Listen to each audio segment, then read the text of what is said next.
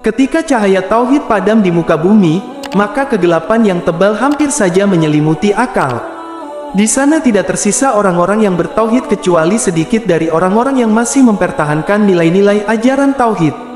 Maka Allah berkehendak dengan rahmat-Nya yang mulia untuk mengutus seorang rasul yang membawa ajaran langit untuk mengakhiri penderitaan di tengah-tengah kehidupan.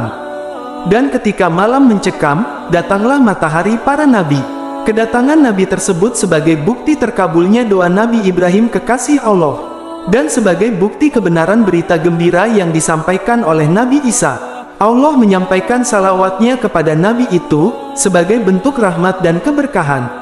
Para malaikat pun menyampaikan salawat kepadanya sebagai bentuk pujian dan permintaan ampunan, sedangkan orang-orang mukmin bersalawat kepadanya sebagai bentuk penghormatan. Allah berfirman, sesungguhnya Allah dan malaikat-malaikatnya bersalawat untuk Nabi. Hai orang-orang yang beriman, bersalawatlah kamu untuk Nabi dan ucapkanlah salam penghormatan kepadanya. Qs. Al-Ashab 56. Sebelumnya Allah mengutus para nabinya sebagai rahmat kepada kaum dan zaman mereka saja.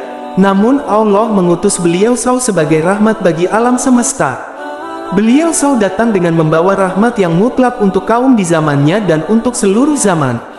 Allah berfirman, dan aku tidak mengutusmu kecuali sebagai rahmat bagi alam semesta.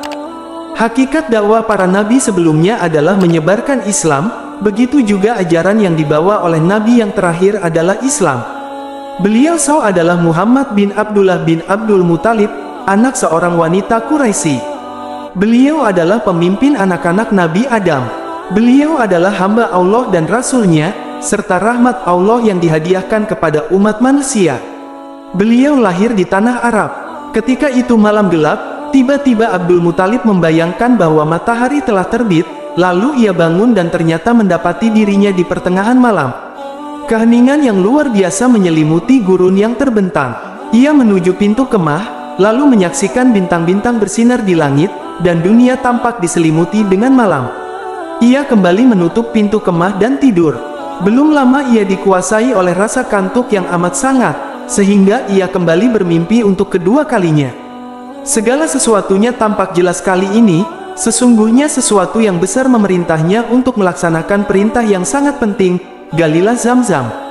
Dalam mimpinya Abdul Muthalib bertanya, apakah itu Zam-Zam? Kemudian untuk kedua kalinya perintah itu mengatakan bahwa ia diperintahkan untuk menggali Zam-Zam. Belum lama Abdul Muthalib melihat sesuatu yang bersembunyi itu, sehingga ia berdiri di tempat tidurnya dan hatinya berdebar dengan keras.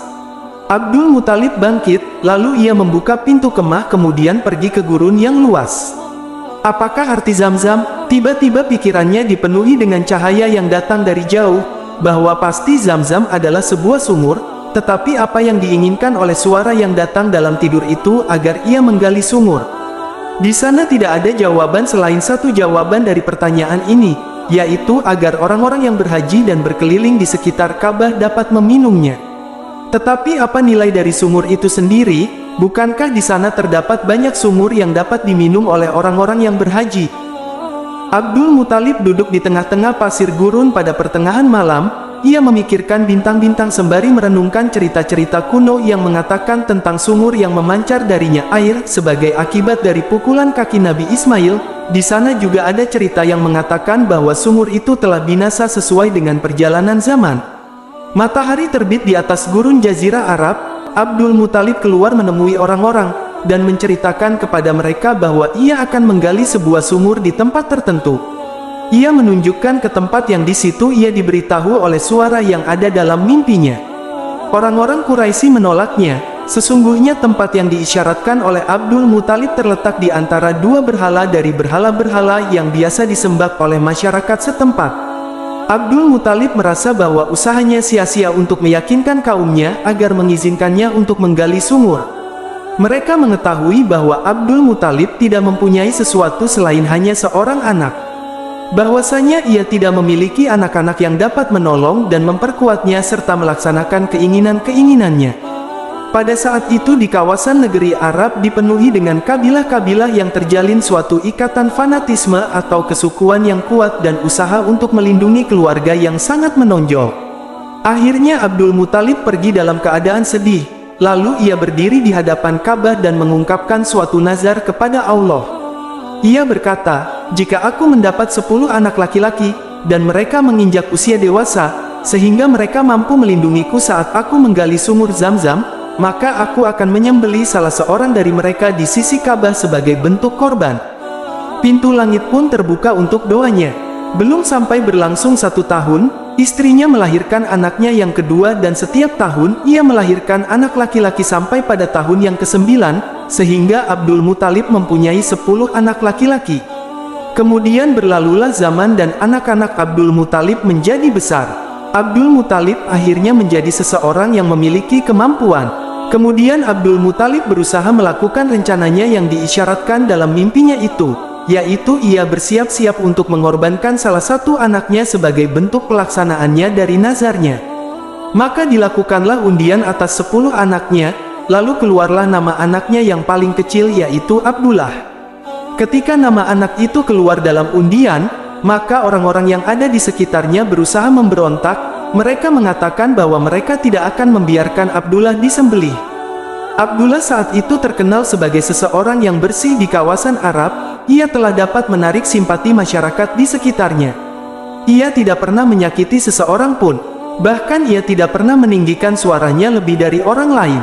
Senyuman khas Abdullah terkenal sebagai senyuman yang paling lembut di kawasan Jazirah Arab.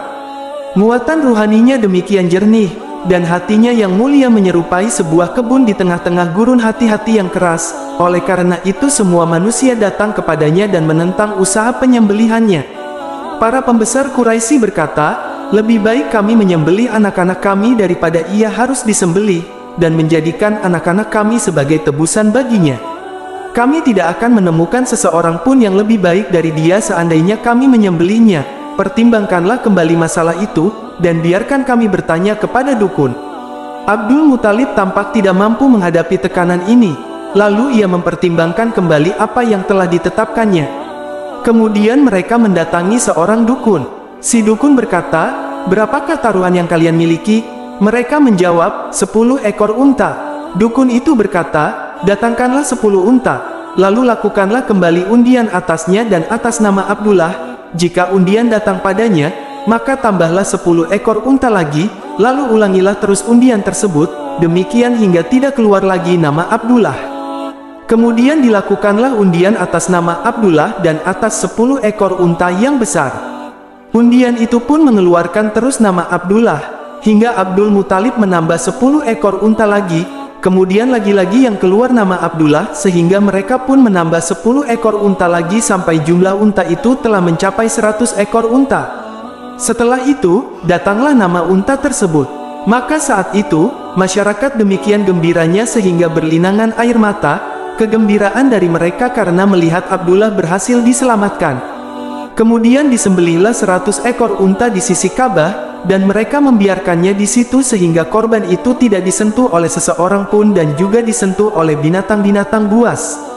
Abdul Muthalib sangat gembira atas keselamatan anaknya, Abdullah.